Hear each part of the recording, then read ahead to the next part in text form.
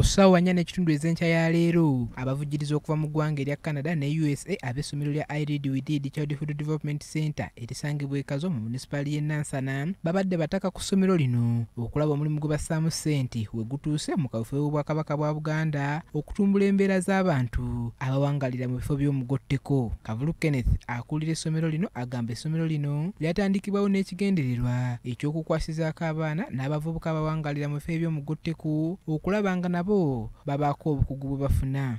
Nga bulijjo tufaayo nnyo abantu b'omugotteko. Essala zaffe zatandika okuddibwamu. Badoona bano aba I-Lead abakwatagana ne badoona aba We Lead for Change beegatta ku Bwakabaka bwa Buganda okuyambako omwana w'omugotteko wamu n'abavubuka ab'omugotteko.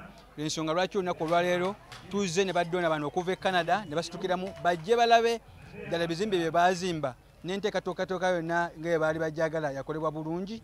Ssenkulu w'ettendekero lya Ssaabasajja Kabaka erya Buganda Royal Institute nga be bamu ku bannamukago abaavaayo okukwasizaako essomero lino erya I Read We Read, omukungu Anthony Wamala asoose kwebaza abakulembeze kw'ossa n'abatuuze mu kitundu kino olw'okwaniriza obulungi enteekateeka z'Obwakabaka zonna. Ddala abavubuka okutendekebwa mu mirimu egy'enjawulo ate n'abazadde ab'ekitundu kino abafuna mpola ne basobola okuleeta abaana baabwe ne basomesebwa ku mutendera gwe tuyita ogwa NASA. Omukungu Wamala bw'ati asabye abatuuze bano okweyambisa ettendekero lino obulungi okusobola okukyusa ekitundu kyabwe. Njagala okubiriza abantu b'e Kazo bakozese omukisa guno bajumbire enteekateeka eno. Obwakabaka bwawaayo ettaka lino ate era ne butusaba naffe ng'aba Buganda Royal Institute okukwatirako enteekateeka eno. Malis Jafal omu ku bavujjiriza abakulu mu kitongole kya I Read okuva e Canada atubulidde ku kyababaliriza okutta omukago n'Obwakabaka bwa Buganda mu kaweefube waabwo obw'okutumbula embeera z'abantu abawangalira mu bifo eby'omugotteko. Just the same way the community came together. So we see being able to do that longer term to really be in connection with the community, with their leadership and their commitment and their investment in these young people.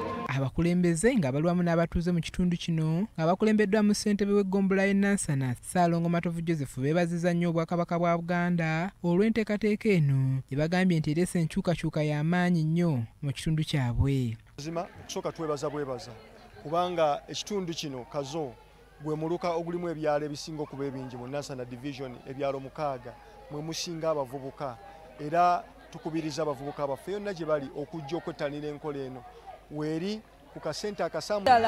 Balina omusinzi oguli international, balina engeri gye ba-handlingamu abaana bwabwe okusinziira ku masomero gano aga bulijjo ti n'omuzadde waba talina ssente bulungi basobola okusobola ino essomero bamubanja mpola kasente katini. Kakati ffe nga ffe community kubanga ffe tulivinga wano neighborhood kituyambye abaana basanyufu, abazadde basanyufu, oyo yenna ali eyo nga ddala talina mwasirizi, talina watandikira ku mwana omuto kuva ku mwana asookebwako ayanirizibwa ajje. Paul Bakabulindi, BBS Terefayina.